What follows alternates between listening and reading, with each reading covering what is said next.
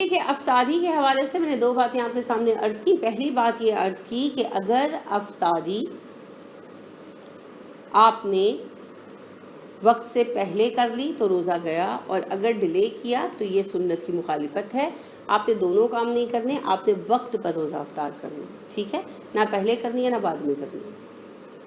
درست ہو گیا. اب اس کے بعد آپ یہ دیکھیے کہ افطار کا وقت جو ہے نا، یہ بڑا برکت وقت ہے. رمضان میں ہر روز ہمیں دو بہترین بابرکت اوقات میں اثر آتے ہیں. اکثر لوگ پوچھتے ہیں دعا کیسے قبول ہو، تو اب یہ پورا مہینہ آ رہا ہے، جتنی دعائیں قبول کرانی ہے کرا لیں. سحری کے وقت بھی، افطاری کے وقت بھی بابرکت ترین اوقات ہیں. ٹھیک ہے، اب آپ نے ان اوقات کی حفاظت فرمانی ہے. کیسے؟ دعائیں مانگ کر. ٹی وی چلا کر نہیں بیٹھ جانا. شیطان نے جو ہمارے لیے جال لگا دیے ہیں، جن میں اکثریت پھنسی ہوئی ہے، ان میں سے ایک ہے ٹی وی، اور ٹی وی کے سحر و افطار کے پروگرام. یہ تو بہت بڑی لعنت ہے.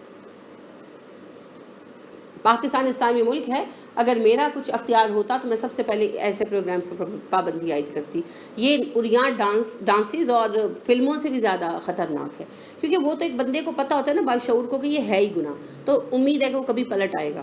یعنی ایک جو ننگے ناچ ہوتے ہیں اسٹیج پر، اور یہ جو رومانٹک فلمیں چلتی ہیں، بیہودہ قسم کے ڈرامے چلتے ہیں، ان کو تو ایک ہر آدمی جانتا ہے کہ یہ گناہ کی بات ہے، تو ہمیں اس سے بچنا چاہیے. ہر آدمی جانتا ہے، اور وہ اگر کر رہا ہوتا ہے تو اس کو اندر سے ایک احساس ہوتا ہے کہ میں غلط کر رہا ہوں، لہٰذا امید ہوتی ہے کہ کبھی لوٹ آئے گا. لیکن یہ والے پروگرام جو ہیں سحر و افطار کے، یہ لوگ ثواب سمجھ کر دیکھتے ہیں، ثواب سمجھ کر دیکھتے ہیں، اور بڑے فخر سے بتاتے ہیں کہ ہم نے تو سارا رمضان فلاں اینکر کا رمضان پروگرام کا ایک حصہ مس نہیں کیا.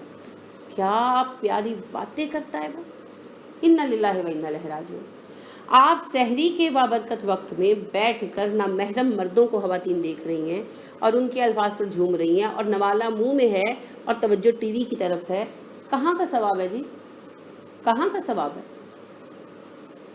اسی طرح مرد حضرات جو ہیں وہ خواتین کو دیکھ رہے ہیں. اب ایک عورت فل سر سے پیر تک بنی سوری بہترین ویل فٹڈ ڈریس پہنا ہوا، بلکہ بدترین ویسے مجھے اصولاً کہنا چاہیے، ویل فٹڈ ڈریس پہنا ہوا، پورا میک اپ کیا ہوا، نوک پلک سواری ہوئی، صرف سر پر ایک اسکارف لے لی ہے، اور وہ بھی ایسا بنا کر لیا ہے کہ حسین ترین نظر آ رہی ہے، چاہے اصل شکل کچھ بھی ہو، اور مرد اس کو دیکھ رہے ہیں. تو یہ اجر ہے. کیا مردوں کو غیر عورتوں کو دیکھنا جائز ہے؟ سب سے پہلا تو مسئلہ یہیں پر پیدا ہو جاتا ہے. اس کے بعد پھر بیچ میں میوزک بھی ہے، موسیقی اور سیلف حرام ہے. اس کے بعد پھر بیچ میں انعامات کا چکر بھی چل رہا ہے نا، انعامات کی بارش رمضان میں. وہ دل تو جو ہے وہ ان میں اٹکا ہوا ہے، وہ علیحدہ ایک مصیبت ہے. پھر جھوٹی باتیں، سچی باتیں، پتہ نہیں کیا کیا انہوں نے بیچ میں گھولا ہوا ہے. وہ ایک عجیب سا کمپاؤنڈ بنا کر آپ کے سامنے رکھ دیتے ہیں، آپ اس کے اندر ڈوبے ہوئے ہیں، نہ آپ کی توجہ افطار پر، نہ آپ کی توجہ سحور پر، نہ آپ دعا کے لیے فارغ ہیں. اور اگر دعا کر بھی رہے ہیں تو زبان سے کر رہے ہیں، دل تو آپ کو اس میں اٹکا ہوا ہے. غافل دل کی دعا تو قبول ہی نہیں ہوتی. رسول اکرم صلی اللہ علیہ وسلم نے ارشاد فرما دیا. کیسی سحریاں، کیسی افطاریاں. کیا ہو گیا مومنوں؟ ہوش میں آئیے. شیطان آپ کا سارا مال لوٹ کر چلا گیا، رمضان کے بعد بھی آپ خالی ہاتھ رہے. اس سے بڑا کوئی نقصان ہو سکتا ہے؟ لہٰذا ہوش میں آئیں، ہوش میں آئیں. سحری اور افطاری کے وقت اپنی توجہ اللہ کے حضور لگائیں.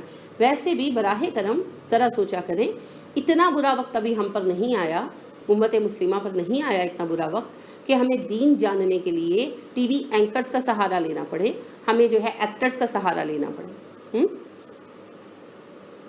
ایسا وقت نہیں آیا کہ فلم ایکٹرز جو ہیں بیٹھ کر وہ ہمیں دین سکھائیں. ابھی علماء موجود ہیں الحمدللہ ثم الحمدللہ.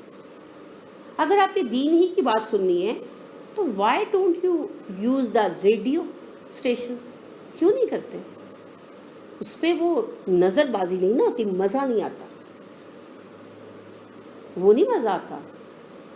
تو پھر پتہ کیا چلا؟ دین سیکھنے کے لیے نہیں آپ دیکھتے، آپ مزے کے لیے دیکھتے. اپنے دلوں کو جانچیے، بیٹھ کر سوچیے. آپ کو اپنے روزے ضائع نہیں کرنے. تو روزے میں اصول کیا ہے؟ رفث سے بچو. رفث کیا ہے؟ ہر وہ چیز جو سیکشل خواہشات کی طرف لے کر جاتی ہے. اس پر تفصیلاً بات تو ہوگی انشاءاللہ. تو انہی میں یہ بھی ہے نا، نظر سے دیکھنا پہلی چیز ہے، تبھی تو حکم دیا گیا مرد اپنی نظریں جھکائیں، عورتیں اپنی نظریں جھکائیں، ایک دوسرے کو مت دیکھیں. اور رسول اکرم صلی اللہ علیہ وسلم کی حدیث سبھی کو بتایا، آپ نے علی رضی اللہ عنہ سے کہا تھا پہلی نظر معاف علی، فوراً نظر جھکا لو. اب ذرا مجھے آپ بتائیے کہ آپ جو نظر جما کر خواتین مردوں کو دیکھتی ہیں ٹی وی پر، مرد خواتین کو دیکھتے ہیں نظریں جما کر ان کی ایک ایک خوبی اور خامی کہ یہ اس کا ہونٹ ایسا ہے تو اس کی آنکھ ایسی ہے، ڈسکس بھی آپ فرماتے ہیں، تو یہ آپ کو جائز ہے؟ تو کم از کم روزے کی حالت میں تو رکیں. لہٰذا اس رمضان میں آپ نے ٹی وی نہیں دیکھنا اگر آپ روزے بچانا چاہتے ہیں، اور سحر و افطار میں تو بالکل نہیں دیکھنا. ویسے تو رمضان میں نہیں دیکھنا، لیکن سحر و افطار میں بالکل نہیں دیکھنا. تو لہٰذا افطاری کا وقت جو ہے یاد رکھیے یہ دعاؤں کی قبولیت کا وقت ہے. رسول اکرم صلی اللہ علیہ وآلہ وسلم نے ارشاد فرمایا افطاری کے وقت روزہ دار کی دعا رد نہیں کی جاتی. اگرچہ ویسے یہ حدیث ضعیف ہے، اس میں ضعف ہے، لیکن اس کو دوسری حدیثیں تقویت دیتی ہیں.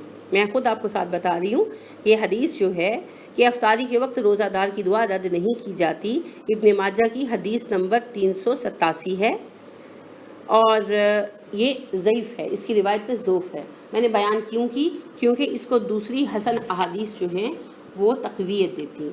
لہٰذا رسول اکرم صلی اللہ علیہ وسلم نے ارشاد فرمایا 3 آدمیوں کی دعا رد نہیں کی جاتی، عادل حکمران کی، روزہ دار کی جب تک کہ وہ افطار نہ کر لے، اور مظلوم کی یعنی حالت روزہ میں.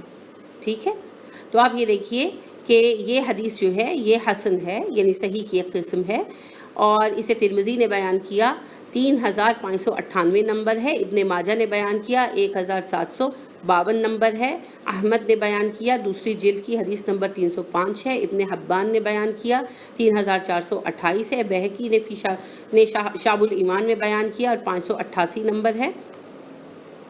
اور اس کو تفسیر ابن کثیر میں علامہ ابن کثیر نے بھی بیان کیا، پہلی جلد میں 449 نمبر حدیث ہے. اب آپ یہ دیکھیے کہ یہ حدیث جو ہے اس کی سند حسن ہے، یعنی یہ صحیح احادیث میں سے ہے، حسن صحیح کی ایک قسم ہوتی ہے. تو میں نے پہلی حدیث کیوں بیان کی؟ اگرچہ وہ ضعیف ہے مگر اس کو یہ حدیث تقویت دیتی ہے. ٹھیک ہے، اور رسول اکرم صلی اللہ علیہ وسلم نے یہ بھی ارشاد فرمایا کہ اللہ تعالیٰ ہر روز افطاری کے وقت لوگوں کو جہنم سے آزاد کرتے ہیں. یہ حدیث ابن ماجہ کی ہے، 1332 نمبر ہے، اور بالکل صحیح حدیث ہے. اب آپ مجھے بتائیے کہ اللہ تو افطار کے وقت دعائیں قبول کرتے ہیں اور جہنم سے آزادیاں عطا کرتے ہیں، اور آپ اس کام سے رکاوٹ پیدا کرنے کے لیے ٹی وی کھول کر بیٹھ جائیں، حرام کام میں لگ جائیں تاکہ اللہ غضبناک ہو کہ حالت روزہ میں بھی یہ حرام کام کر رہا ہے. آپ دیکھیے معروف حدیث ہے، آپ اس اکثر نے سنی ہوگی کہ رسول اکرم صلی اللہ علیہ وسلم کی 2 ازواج ان کے پاس موجود تھیں، ایک ان میں ام سلمہ تھی. تو ام سلمہ نے ہی یہ حدیث روایت بھی کی کہ وہ کہتی کہ عبداللہ بن ام مکتوم ملنے آئے، وہ نابینا تھے. تو انہوں نے جب اجازت طلب کی تو آپ صلی اللہ علیہ وسلم نے ہمیں کہا کہ پردہ کر لو. تو چھوٹے چھوٹے تو کمرے تھے جو رسول اکرم صلی اللہ علیہ وسلم کی بیویوں کے حجرے تھے، تو وہ اپنے اوپر خواتین اوپر سے پردہ ڈال لیتی تھی، چادر اوپر سے ڈال کر اپنے آپ کو کور کر لیتی تھی. تو وہ کہنے لگیں کہ ام سلمہ کہتی کہ ہم نے عرض کیا کہ ابن مکتوم تو اندھے ہیں. تو انہوں نے کہا کہ ابن ام مکتوم اندھے ہیں، تم اندھی نہیں ہو. اس سے بات کیا اخذ ہوئی، نتیجہ کیا نکلا؟ عورتیں بھی مردوں کو نہیں دیکھ سکتی. اٹس سیلف دیکھنا نامحرموں کو منع ہے، الا یہ کہ آپ کی ضرورت ایک نظر پڑی، جیسے آپ دکان پہ جاتے ہیں تو سیلز مین سے چیز خریدتے ہیں تو آپ اس کو نہیں دیکھ رہے ہوتے، ایک نظر پڑتی ہے بس ایک بندہ ہے، آپ کی توجہ کام بھی ہوتی ہے. لیکن جب آپ ٹی وی پر دیکھتے ہیں تو آپ ایک ایک حسن و خوبی دیکھ رہے ہوتے ہیں. تبھی تو کسی کو کوئی ایکٹریس پسند ہے، کسی کو کوئی بندہ ایکٹر جو ہے وہ پسند ہے. آپ بھائی بیٹا سمجھ کر پسند نہیں کر رہے ہوتے. اپنے حال پر غور کیجیے، اپنے پر رحم کیجیے. تو روزے کی حالت میں اگر حرام کام کریں گے تو پھر اتنا ہی گناہ بڑھ جائے گا. تو افطاری کے وقت جب اللہ معافی کے لیے، جہنم سے آزادی کے لیے سلیکشن فرما رہے ہوں گے تو آپ بیٹھ کر ٹی وی پر تاک رہے ہوں گے، تو پھر کیا سلیکشن ہوگی؟ خود سوچ لیجیے، فیصلہ آپ کا آپ کے ہاتھ میں. تو لہٰذا افطاری کے وقت اللہ رب کریم کیا فرماتے ہیں؟ لوگوں کو جہنم سے آزاد فرماتے ہیں. تو آپ اپنے آپ کو رمضان میں بخشوا لیجئے، اور اس لیے ضروری ہے کہ ٹی وی کو الوداع کر دیجئے کم از کم رمضان کے لیے.